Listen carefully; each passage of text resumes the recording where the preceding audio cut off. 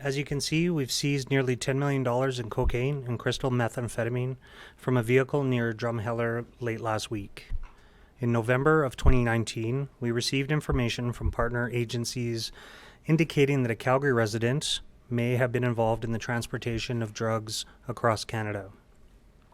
The Calgary Police Service Gang Enforcement Team initiated an investigation utilizing several covert resources, and as a result of evidence gathered during that investigation, we gained the grounds to search the subject.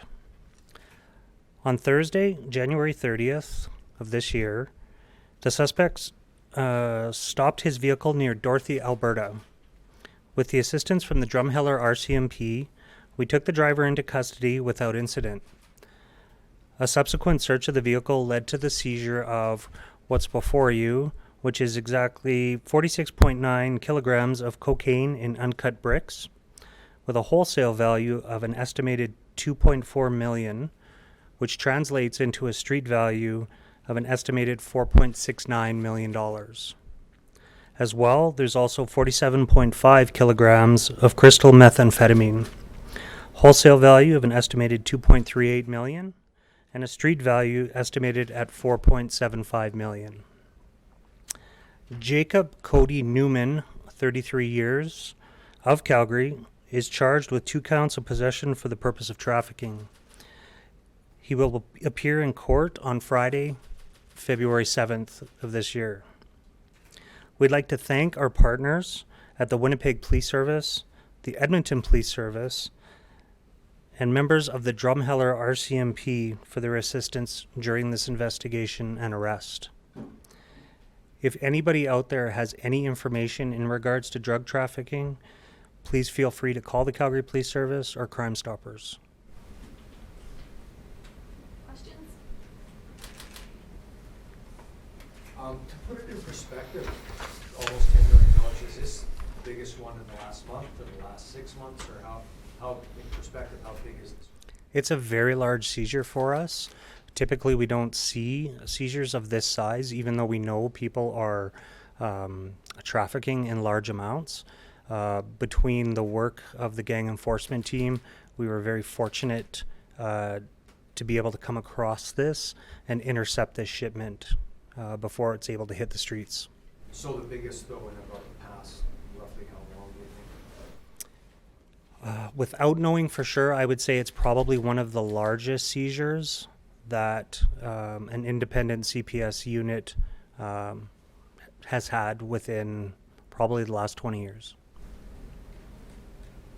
I'm no drug expert, so is this like pure stuff and then they cut it down and make more, or is this the way it would be going to the street? So is what would be on the street end up to be like twice the amount? Right, so that's why you end up with the different dollar amounts. So all of this stuff has yet to be processed, packaged, or divvied out into saleable amounts. And then that's why the price skyrockets. Do you know how it came into Canada and where it came from? At this point, I'm not 100% sure. The investigation's still ongoing. We're still trying to cover all the avenues and find out the origin and all of the people who are associated to it.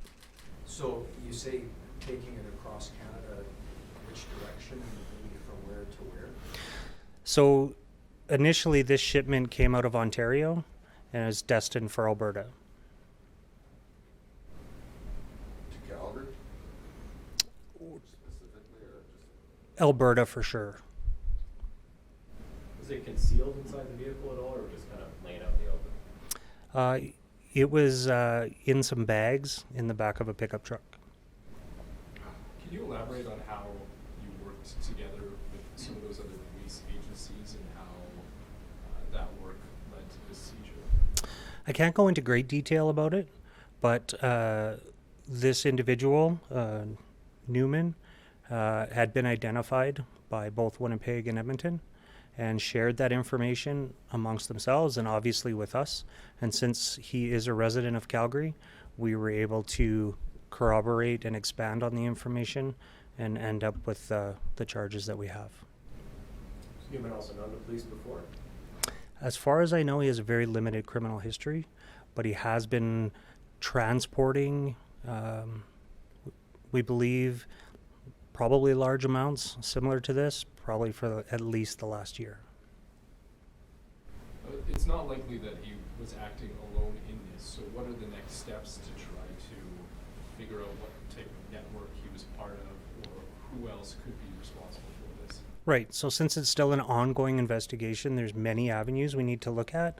We need to find out who the group or groups are and who's involved, and who actually, for the lack of a better terms, ordered all of the drugs, and who is, I guess, financially out the money, and who has fronted it. So this thing, the gang enforcement, this is a part of gang activity? Technically, yes. All sort of, drug activity is part of an organized crime response.